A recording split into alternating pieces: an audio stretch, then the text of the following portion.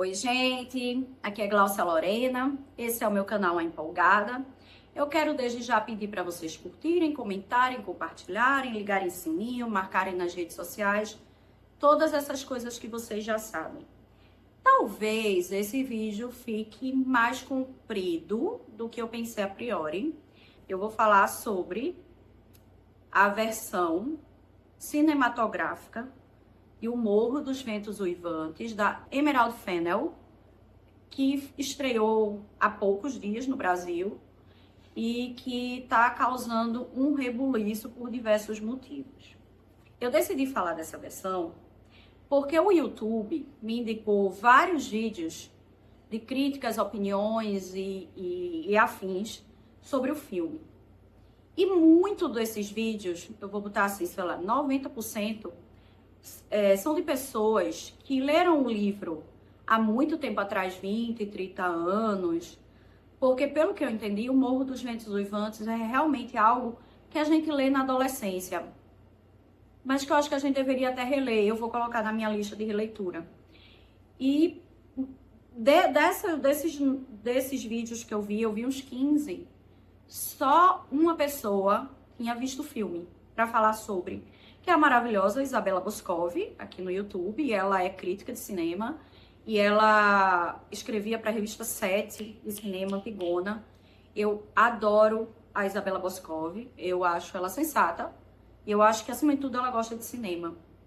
E eu gostei muito da crítica dela e muito da crítica dela eu concordo. E aí eu fiquei pensando, quando a gente grava um negócio, a gente edita um negócio e a gente publica, eu acho que a gente tem que ter o cuidado, pelo menos, de falar sobre algo que a gente assistiu. Eu não posso fazer uma crítica de cinema, nem é uma crítica, eu não posso nem dar uma opinião sobre um filme. Porque as pessoas estão dizendo. As pessoas podem dizer muita coisa, mas a opinião das pessoas não é minha. A minha opinião é a minha. E para eu tê-la, eu preciso ter acesso à obra, sabe? É como, sei lá, ir para a rede social de fotos, colocar foto e colocar uma citação de um livro que você não leu, de algo que você não ouviu, de uma música que você não escuta. E aí pega isso fora de contexto e as coisas têm contexto, sabe? Então, pra mim é inconcebível a gente gravar algo dando uma opinião sobre algo que a gente não viu e publicar. Tipo, gente, não dá, certo? Eu vi o Morro dos Ventos Uivantes terça-feira, hoje é quinta, então tem 2 dias, com amigas queridíssimas, e são as mesmas amigas que me dão livros que eu não compraria normalmente, geralmente gosto, Gabi e Aldi, mais 2 amigas delas que eu gosto muito também. Eu até brinquei, Gabi, tu tá me levando pra ver um filme que eu normalmente não viria, porque tá sendo massacrado. E, gente, eu estava errada, eu tinha que ver. Mas eu não opinaria se não tivesse visto, tá? E eu li o livro há 25 anos atrás. Eu tinha 20 anos, 19 anos quando eu li O Morro dos Ventos Uivantes. Faz muito tempo, né? Então, eu lembro da história e eu lembro que eu não achei que era uma história de amor, porque se aquilo é amor, socorro, né? Socorro Deus, vamos todos correr para as montanhas e não sair delas. E aí a primeira coisa que eu tenho que dizer é que, assim, não é porque um filme falha enquanto adaptação de uma obra literária que ele se torna um filme ruim. Sim, minha gente, eu gostei dessa versão do Morro dos Ventos Uivantes. É um filme que vai mudar minha vida? Não é, certo? Mas eu gostei. É o melhor filme do mundo? Não é o melhor filme do mundo. É a melhor versão? Não é a melhor versão, porque eu acho que a Ralph Fiennes é mais honesta, assim, mais literal ao que é falado na obra. E tem uma versão de 2012, que é a única que coloca o Heathcliff como um homem que não é branco, que é o que tem no livro, tá? Mas eu gostei dessa versão atual. Porque eu gosto de coisas exageradas quando a gente tá falando de paixão. Porque a paixão é um exagero. A química cerebral fica caótica. A gente faz coisas que a gente nunca imaginaria. E quando é uma paixão boa, ela dá coragem pra gente, né? Porque existem paixões obsessivas e ruins, que é a do caso do Morro dos Ventos Uivantes, livro e filmes, todos os filmes. Então, assim, a paixão dá coragem pra gente, faz a gente olhar o mundo como se a gente tivesse com óculos cor-de-rosa. Eu tô de rosa, né? Unha rosa, marcador rosa, caderno rosa. Enfim, a paixão não é em si uma coisa ruim, mas é como todo sentimento intenso. Ela tem um poder, sim, destrutivo, sabe? Então, eu adoro, por exemplo, Moulin Rouge, de Baz Luhrmann. Por quê? Porque é exagerado, amor em vermelho, o subtítulo, que é péssimo, mas vocês entendem, o Moulin Rouge é exagerado. Eu adoro a versão do Baz Luhrmann de Romeu e Julieta, porque ela é exagerada, sabe? Ela é caótica, barulhenta, como dois adolescentes apaixonados são. Então, eu gosto. Não posso fazer nada. Eu não assisti os outros filmes da Emerald Fennell, nem Saltburn, confesso. Então, eu não sei muito o que dizer sobre ela, dos outros trabalhos dela. Mas essa versão do Morro dos Ventos Uivantes é exagerada. É sensacionalista. Eu acho que essa é a melhor palavra. Por exemplo, essa versão da Emerald Fennell, ela tem uma trilha sonora que eu acho estupenda, desde terça-feira, depois da sessão, que eu só escuto a trilha sonora. Eu não conhecia a tal da Charli XCX, que é a cantora da trilha sonora. Gente, como eu não conhecia, porque eu tô adorando. Assim, a voz dela é ótima, as músicas têm um clima meio gótico, meio exagerado do que o filme tem. Eu adoro, tô adorando. Eu fui e voltei dirigindo hoje do trabalho, ouvindo. E vejam só, eu moro longe do meu trabalho e pego o trânsito. Então foram horas e horas ouvindo as mesmas músicas, que eu realmente tô gostando da trilha sonora. A priori, eu não tinha gostado do figurino, mas eu fiquei pensando, porque é isso, é o que eu disse pra minha amiga Gabi. Eu gostei mais do que eu achei que ia gostar do filme. E aí eu fico pensando, né, sobre o filme. O figurino, ele é uma releitura de E o Vento Levou, encontra Steve McQueen, sabe? Aquele estilista Steve McQueen que já morreu. É isso, é como se os figurinos do E o Vento Levou encontrasse Steve McQueen. Isso se espalha pro cenário do filme, assim, que é meio cafona, sabe? A família onde ela casa é tudo meio cafona, sabe? Meio exagerado, para mostrar que eles têm tanto dinheiro que eles podem fazer uma lareira com escultura de mão. É tudo meio cafona, assim, nesse sentido. Nesse sentido, eu acho que o que a gente tem que entender é que o Morro dos Ventos Uivantes, de fato, ele é baseado, na verdade, ele é mais inspirado, o filme é mais inspirado pelo livro, ele não é baseado, ele é inspirado. E é uma releitura daquela época, dos 1800 e pouco, inglês, sabe? E é uma releitura daquela época, como, por exemplo, se havia uma opressão sexual, aí no filme essa opressão sexual é mostrada como as pessoas realizando seus desejos sexuais. Porque o livro é sobre isso, né? O livro é sobre a realização dos desejos sexuais vinculado à morte, vinculado a pecado, a crime, a sujeira, a degradação. Por Katy ser uma mulher e porque o Heathcliff não era um homem branco, não era um homem rico, era um homem numa situação servil, escravizado. Então, o livro é sobre isso e eu acho que isso está no filme, sabe? De fato, eu não pensaria no Jacob Elord. Quando eu li o livro a primeira vez, eu imaginei o Heathcliff como um ator que eu adoro chamado Goran Visnich, porque no livro falam da cor da pele, mas falam que ele seria tipo um cigano.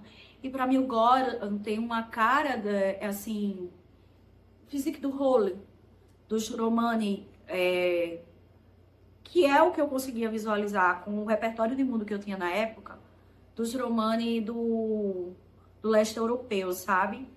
E hoje em dia, olhando o livro, eu não li todo, eu folhei, talvez eu vá realmente reler, eu imaginaria o Dev Patel como o Heathcliff.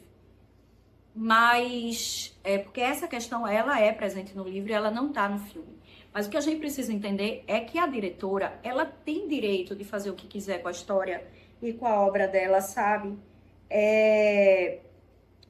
Por exemplo, o povo tá querendo que ela fizesse uma outra escalação e mudasse o filme dela porque ela é mulher, porque o Del Toro pegou Frankenstein e transformou na versão mais chata de Frankenstein que eu já vi na história da minha vida.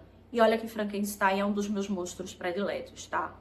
Drácula e Frankenstein, mas Drácula nem é monstro, mas enfim, é vampiro, né? É outra categoria. Então, por que as pessoas querem exigir que a Emerald faça o que elas querem? Porque ela é mulher? É isso? Porque ela é mulher, ela não pode ter a ideia que ela tem do Morro dos Ventos Uivantes. Porque uma coisa que eu acho que a gente tem que ter em mente é que o Morro dos Ventos Uivantes tem o mote central do livro, a versão dela. Que é essa questão da realização dos desejos sexuais como algo pecaminoso, sujo, degradante e péssimo, por diferenças sociais, diferença de dinheiro e diferença de gênero. Fato. Fato, fato, fato. Mas a gente tem que ter outras coisas em mente. Que uma adaptação literária falha não transforma um filme em um filme ruim. E tem uma outra coisa aqui. Esse filme é como se fosse uma fanfic da Emerald sobre o que ela achou do Morro dos Ventos Uivantes. Vocês sabem o que é fanfic? Fanfic é uma ficção de fã. Por exemplo, eu adoro muitas fanfics de Arquivo X. As pessoas viram o Arquivo X e criaram histórias para os personagens. Histórias que elas gostariam de ver na série, mas que não estaria na série. E tem uma muito boa chamada Blinded by the White Light, que eu acho maravilhosa, que eu acho maravilhosa. Não vou contar a história da fanfic aqui. E é muito boa mesmo, assim. Daria pra virar um livro, daria pra virar um filme de Arquivo X, daria pra ter virado um episódio de Arquivo X. Teria mudado os últimos 6 anos na série, mas isso é só um detalhe. Então, é uma fanfic. Ela tem direito de fazer uma fanfic com o Morro dos Ventos Uivantes. E ela fez uma fanfic que eu gostei. Desculpa, mas eu gostei. Então, eu pessoalmente, como eu já falei, eu não teria escolhido o Jacob Elord para ser o Heathcliff. Não teria. Eu teria botado o Dev Patel. Mas eu odiei o Jacob Elord. Gente, como odiar o Jacob Elord de Heathcliff? Ele tem um negócio chamado physique do rôle do personagem. Ele é um homem imenso. O que é que tem na água da Austrália? Não sei, precisa ir na Austrália. É um homem quase 2 metros de altura. É um homem que ele tem uma figura impactante. Eu acho que carece de profundidade emocional. Acho que o menino de adolescência, que é, como é o nome? Owen Cooper, que faz o Heathcliff mais jovem, tem mais profundidade emocional do que o Jacob Elord como Heathcliff. Acho mesmo. Acho, inclusive, que o menino tá ótimo como Heathcliff. Aquele menino da adolescência, ele é o Christian Bale dessa geração, tá? Começou super jovem, entregando um papel mega difícil. Se ele continuar atuando, ele vai ganhar muitos e muitos prêmios. Ele já tá ganhando por adolescência, ele vai continuar ganhando. Porque ele tem uma profundidade emocional que não é normal num menino, sei lá, 12, 13, 14, 15, 16 anos. Mas eu odiei, mas voltando aqui, eu me perdi elogiando o menino da adolescência, que tá ótimo como Heathcliff jovem. Mas eu tenho como dizer que eu odiei. Eu não odiei Margot Robbie, desculpa. Mas a proposta da Kathy é aquela. E digo mais, a Kathy do livro, ela é insuportável. Insuportável. O Heathcliff do livro, ele é uma força da natureza sem bússola moral. Sabe o que é que uma força da natureza sem bússola moral faz? Destruição, tá? Eu adorei a Margot Robbie como a Kathy, porque ela consegue ser queridíssima e super cruel, e super pragmática, e super dura, e super firme. Eu adorei. E uma outra coisa que ninguém tá falando, mas que a personagem Isabela no livro, que come o pão que o diabo amassou na mão do Heathcliff, e mais um pouco, no filme, foi uma sacada excelente da Emerald. É visivelmente a Isabela tá numa vibe BDSM. É BDSM que chama? Bondage, sadomasoquismo? BDSM. Ela gosta, tá? Ela gosta da coleirinha no pescoço. Aquilo ali é um acordo, minha gente. Ela não tá sendo torturada. Aquilo ali é um acordo do Heathcliff com a Isabela, tá? Ele é um sádico e ela é uma masoquista. É isso. Desculpa, mas é isso. E fica claro no que o filme... Essa sacada foi muito boa. Porque eu não sei se eu gostaria de ver novamente a Isabela sofrer tudo que ela sofre, né? Eu já vi quase todas as versões. Falta ver a mais antiga, mas assim... Não precisava ver ela sofrer tudo que ela sofre. Assim, tem uma coisa que a gente não pode negar, é que a Margot Robbie e o Jacob Elordi tem um negócio chamado química. Na verdade, no livro, eles não consumam nada, né? Mas, como é uma fanfic, ela bota eles consumindo. Desculpa. O povo fica falando, ai, virou 50 tons de cinza. Gente, não virou 50 tons de cinza. Sabe por quê? Porque no filme 50 Tons de Cinza, eu nem li os livros, mas enfim, não tem tesão. E esses dois juntos, gente, oi, dá liga, tá? Uau! Tem tesão ali naquelas cenas. É sexy, é sensual, consegue mostrar, sabe? Aquele desejo que foi frustrado, até que não aguentaram mais que fosse frustrado. É sexy, tem tesão ali.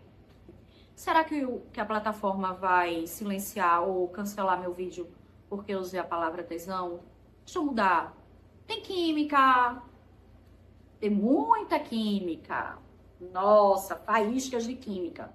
E aí eu sou obrigada, como eu já falei, pelas forças das circunstâncias da justiça, a concordar com a crítica da Isabela Boscov, sabe? Que o mote central está presente, como eu já disse aqui. É a melhor, que não é um filme perfeito, mas não é um filme horrível para ser massacrado, como está sendo, coitado. Por gente que nem viu o filme e que leu o livro há 20 anos atrás. Eu não dou conta, minha gente. Não dou conta. E aí, assim, de tudo que eu falei aqui, todos os pontos negativos que eu vejo no filme ocorrem quando eu comparo com o livro. Já notaram? Então, eu acho que talvez a gente possa começar a olhar com duas coisas diferentes, porque são duas coisas diferentes. Cinema é um tipo de linguagem, literatura é outro. E que legal que tem o livro. E quando a gente quiser o livro, a gente pode voltar para ele e reler várias vezes, sabe? Mas eu não consigo achar o filme ruim. Eu não consigo achar o filme péssimo. Eu não consigo, de verdade, juro por Deus. E aí, o que eu acho que a gente precisa fazer é pensar nesse Morro dos Ventos Uivantes como uma fanfic, com o mesmo mote, com elementos do livro, sim, mas inspirada pelo livro e não sobre o livro. E repensa a época do livro de forma crítica e exagerada para ressaltar tudo que a gente pensa imaginativamente sobre aquela época que havia de ruim, para botar uma lupa nisso, sabe? Aqueles figurinos apertados e opressores. Aí bota os figurinos apertados e opressores com mais bode de vermelho, brilho e saia esvoaçante, e muitos colares e muitas coisas. A repressão sexual bota eles se pegando aí bota eles na carruagem, sabe? Carruagens estão na moda. Então, eu não consigo olhar para esse filme e achar ele um filme horroroso. E olha, eu vi muita gente falar que era ruim. Mas quando a minha ficha caiu, que as pessoas estavam falando sem ver o filme, me deu uma raivinha. Não façam isso, é feio. Principalmente mulher. A gente tá falando de uma diretora mulher, de uma atriz mulher, que é produtora do filme também. Ô, gente, qual é? E vamos e convenhamos. Quando a sessão de cinema que eu fui, que foi uma terça-feira de carnaval, estava cheia de mulher, e todas as mulheres estavam impactadas com o physique do rolo, presença física, altura e todo o resto do Jacob Elordi. Desculpa, mas às vezes é só isso que a gente quer de um filme. Ah, tem uma coisa que eu acho importante falar aqui. O livro, ele não é uma história de amor, tá? Ele começa como uma história de amor, de desejos não realizados, mas ele rapidamente se torna uma história de vingança, de obsessão, de um tentar destruir o outro. O livro não é uma história de amor. É uma história de obsessão. Que do tipo, se eu não posso te ter num relacionamento amoroso, eu vou te ter num relacionamento de ódio. Isso é o livro. O filme, ele vira uma história de amor. Essa coisa assim, se eu não posso te ter, eu vou te destruir, aparece um pouco. Mas a figura da Nelly, como a grande vilã, muda isso, perverte isso.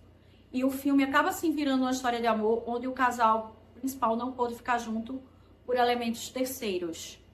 Então, eu também posso falar, ser bem sincera, que eu achei isso uma boa sacada. Achei. Porque, mais uma vez, às vezes é só isso que a gente quer de um filme. Ah, mas Glaucia, isso não é o Morro dos Gênios Uivantes. Gente, isso é o Morro dos Gênios Uivantes da Emerald Fennell. E que legal que a obra da Brontë sobrevive até hoje e continua fazendo pessoas pararem para pensar, falar, comentar e criarem em cima dela outras coisas que tornam essa obra de arte relevante, sabe? Porque apesar da gente estar em 2026, quantos casais a gente conhece que se amam e que se gostam e que não ficam juntos porque têm medo do que os outros vão falar? E aí eu boto um monte de casal LGBTQIA+, aqui nesse pacote. Eu boto casais heterossexuais com, por exemplo, mulheres mais velhas e homens mais jovens, que é mal visto pela sociedade.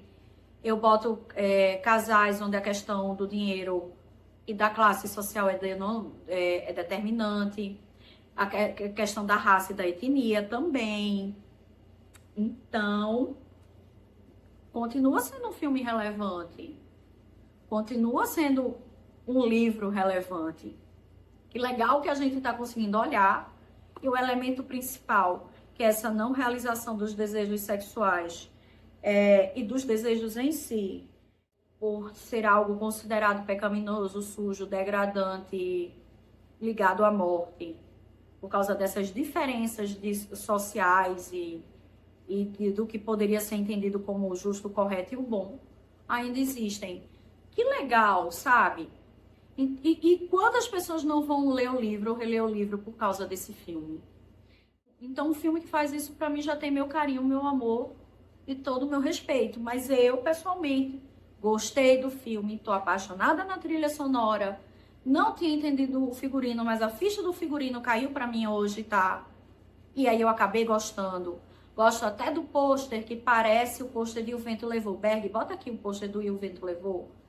E o pôster do E o Vento Levou, e agora o pôster de Morro dos Ventos Uivantes. Então, eu gostei do filme. E eu assisti o filme. E eu li o livro. Faz tempo, mas eu li. E eu acho que a gente tem que começar a fazer o que o Lavol de Jack fala. Quando tem um filme que é muito massacrado, vão assistir para tirarem suas próprias conclusões, para tentar entender porque houve um movimento de massa tão grande para tentar destruir um filme. Às vezes tudo bem, o filme é só ruim. Mas às vezes não. Às vezes tem algo por trás. E aí, o que é que tem algo por trás? É uma diretora fazendo um filme que tem um casal com química, com tesão. É uma diretora falando sobre repressão sexual.